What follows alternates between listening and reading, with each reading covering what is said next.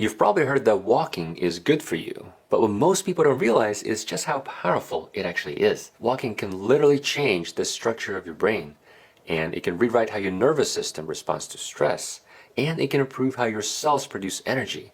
And walking also lowers your blood sugar, and it reduces your risk of heart attacks and strokes, and it can even protect against dementia. But because walking sounds so simple, most people don't take it seriously. It's treated more like a backup plan, something that you do when you don't have time for a real workout, or something that just doesn't really move the needle. But the framing is completely wrong. And here's the thing that's fascinating. A lot of people walk, but they don't experience any of these benefits. And it's not because the biology doesn't work, but because they're not giving their body a signal it actually recognizes. And once you understand what the signal is, walking becomes one of the most powerful health tools you have to extend your health span. So in this video, I'll show you exactly what the signal looks like and how to get the full biological payoff from something as simple as a daily walk. Now, here's a statistic that will make you want to go for a walk today. So researchers pulled data from more than 100,000 people, and they look at something very simple. How many steps people took each day and what happened to their long-term health. And the difference was pretty eye-opening. So people who averaged around 8,800 steps per day had a 60% lower risk of dying from any cause compared to people who averaged 2,000 steps per day. 60%. Just think about that for a second. There's not a drug or anything that can be packaged into a pill that will give you this much benefit and risk reduction. And it's simply a difference between a body that moves most days and a body that spends most of the day sitting. And what makes this data even more interesting is where most of the benefit actually happens.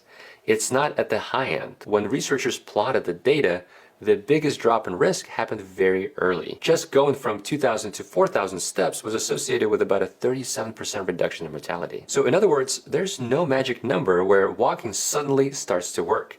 Even the tiniest increases matter. That's why the all or nothing mindset that a lot of us have can be such a trap. People think if they don't have time for a full walk, it's just not worth doing. But the body responds to movement almost immediately. Even adding 500 steps, which is roughly 5 minutes of walking, can pay off huge health dividends over time. Now let's start with the brain, because this is where some of the most fascinating effects of walking show up. So deep inside your brain is a region called the hippocampus, and it's roughly the size of your thumb, and it sits at the center of your memory system. The hippocampus is where new information gets encoded and where short-term experiences get consolidated into long-term storage, and where your mental map of the world gets updated. And what makes this so important, the hippocampus is also one of the first regions to deteriorate in Alzheimer's disease. And just under normal aging conditions, the hippocampus loses volume. But here's what the research found when they look at walkers. So there was a randomized control trial. It was published in the Proceedings of the National Academy of Sciences, where they took older adults and they assigned them to a moderate intensity walking program. And they gradually worked up to about 40 minutes of brisk walking 3 days a week for 1 year. And then they scanned the brains of the participants with an MRI. And what they found surprised a lot of people. So normally, as we age, the hippocampus slowly shrinks, about 1 to 2% per year in older adults. And that gradual loss of brain volume is one reason memory tends to decline over time. But in that moderate intensity walking group, the opposite happened. Just after 1 year, the hippocampus actually grew by about 2% on that MRI. And that essentially reversed 1 or even 2 years of normal age-related brain shrinkage. And the participants whose hippocampus grew the most also showed the biggest improvements in memory. And the mechanism behind this involves a protein called BDNF, or brain-derived neurotrophic factor. So BDNF is, I think of it like a fertilizer for the brain. So it helps neurons grow, and it strengthens connections between them, and it helps different parts of the brain communicate with each other more efficiently. And simple walking can reliably increase those BDNF levels. That's why people who walk regularly often notice their thinking just feels different over time. Memory feels sharper and they can focus better. And some of the mental fog people assume is just normal aging may actually be reversible with something as simple as a regular brisk walking regimen. But our brains are not just about memory. It's also the control center for mood and emotion regulation. And walking, as it turns out, has very powerful effects there as well. Walking directly changes the chemistry that regulates the mood and depression inside your brain. And most people have felt this effect before. You go for a walk when you're frustrated or when you're anxious, and somewhere during that walk, your mind starts to settle. And you come back feeling clearer and calmer and just a little bit more balanced. But what's interesting is that this isn't just psychological.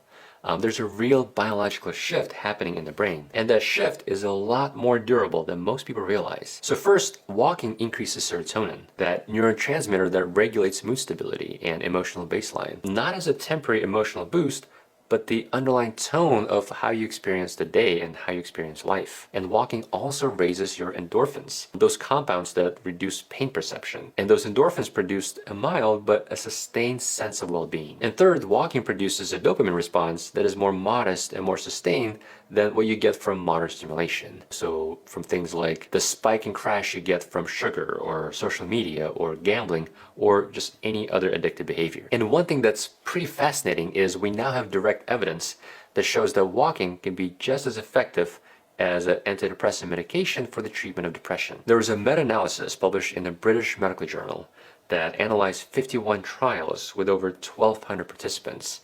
And those researchers found that simple walking can lead to moderate reduction in depression. And then if you just up the intensity of walking just a little, then you'll get even more powerful results. So there was a landmark study. It was a randomized control trial.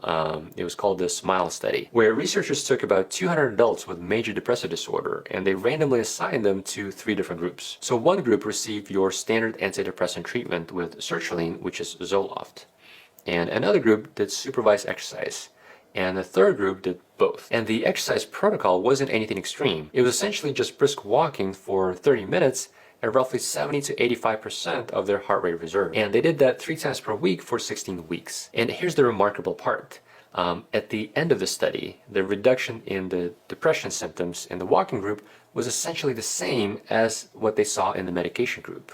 So in other words, the people who briskly walk just a few times a week improve just as much as the people taking an antidepressant. And for many patients, that's a powerful option to have. Depression is often described in psychological terms, but it's also a biological state where you may have a shift in your neurotransmitter availability, or a change in your cortisol levels, or just a change in your inflammatory markers.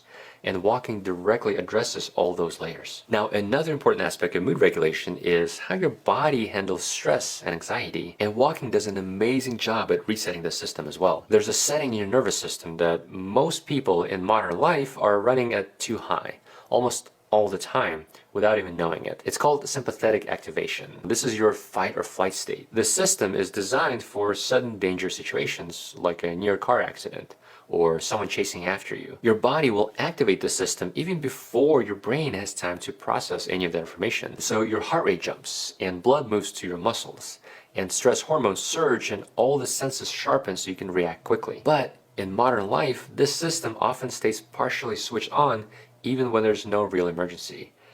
Constant notifications, a stressful meeting, or financial worries, or just trying to juggle too many things at once. Brain begins to interpret everyday pressure as low-grade threat. So the alarm never fully powers down, and this is where we get into trouble. When that sympathetic fight or flight system stays active for long periods, the effects start to show up throughout the body. And the long-term cost of this is pretty significant. You get elevated cortisol, which is your body's primary stress hormone, which then damages sleep quality and it increases fat storage, especially around the abdomen. And then your immune system gets suppressed. You get more inflammation and your blood pressure starts trending up. And walking fixes all of this. When you walk, you produce this rhythmic left-right movement, which then activates your parasympathetic nervous system. So this is the counterpart of the fight or flight sympathetic system. It's your rest and repair system. And that left-right alternation of steps when you walk also produces a signal in the brain that is, at a very deep level, is associated with safety. Walking just signals to your body that you are not cornered and that you're moving through space and that you're not in danger. So as a result, cortisol levels come down and your heart rate variability improves. This is that measure of how flexibly your nervous system can regulate itself. And in and of itself, it's a strong predictor of your cardiovascular health. So in the simplest terms, your body just moves from threat detection to repair mode. And this effect becomes even stronger and multiplies when you walk outside. Natural light and open space and changing scenery, all those signals subconsciously tell your brain that you're safe. At the end of the day, walking doesn't remove stress from your life, but it changes the physiological state in which your body deals with it. Now let's shift to a problem that hundreds of millions of people struggle with every day. Energy crashes after meals, or brain fog in the afternoon, or that constant craving for sugar. This is all related to blood sugar control. And walking can fix that as well. Every meal is a metabolic event. When you eat food, it gets broken down into sugar. So sugar enters your bloodstream and your pancreas releases insulin, which functions as a transport signal to your cells. Insulin tells them to open up and absorb the glucose so it can be used for energy. And in the healthy system, this happens pretty smoothly. So blood sugar rises and insulin moves it into cells and blood sugar comes back down. Clean and efficient. But in many people, and this happens gradually over the years, the cells stop responding to insulin as they should. This is insulin resistance. That lock that your insulin has to turn to let the glucose in gets sticky. So your pancreas has to produce more and more insulin to achieve the same effect. And as a result, sugar lingers in the bloodstream a little longer.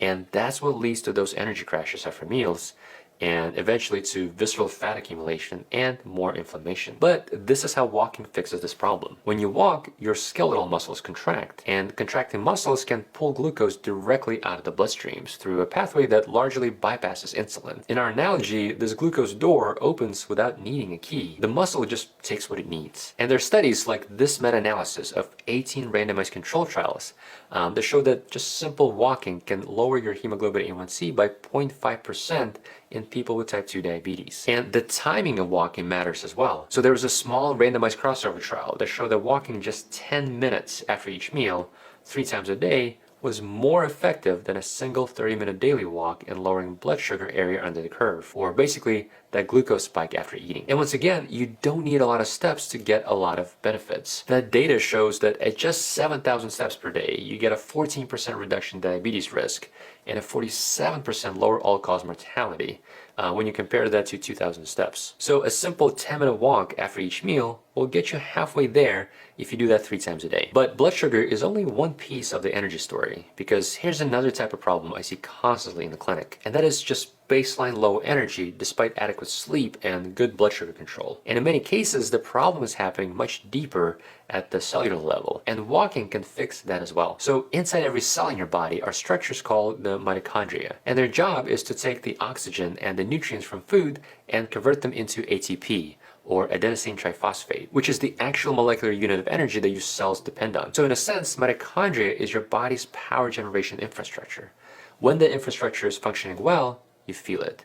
But when it's degraded, you feel that too. So when you walk, especially at a brisk pace, your muscles contract in a steady aerobic rhythm. And that signal activates pathways inside your cells that stimulate mitochondria biogenesis. Or in other words, you're basically creating new mitochondria.